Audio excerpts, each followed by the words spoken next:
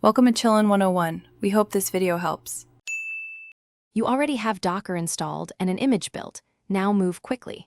First, sign into Docker Hub from the CLI using Docker login so your credentials are ready. Then tag the local image to match your Hub repo name, for example username/repo, tag. This maps your local image to the remote repository. Once done, run Docker images to verify the tag exists. You're setting up the exact reference Docker Hub expects, which avoids push errors and keeps names consistent. Now push the image to Docker Hub with Docker push username/repo. Tag and watch each layer stream up. This transfers only changed layers, saving bandwidth.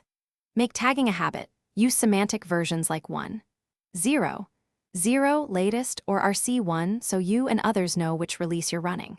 If you want less manual work, link the Hub repository to GitHub or enable automated builds so commits trigger new images. This workflow reduces human error and ensures reproducible images across environments. Finally, consume the image by pulling it where needed. Docker pull username/repo, tag, using a digest or explicit tag gives immutability. Make sure your deployment files, Compose or Kubernetes manifests, reference the same tag to avoid drift. If something goes wrong, first re-authenticate with Docker login, confirm the repository name and visibility, and check for network or registry quota limits. Large images can timeout.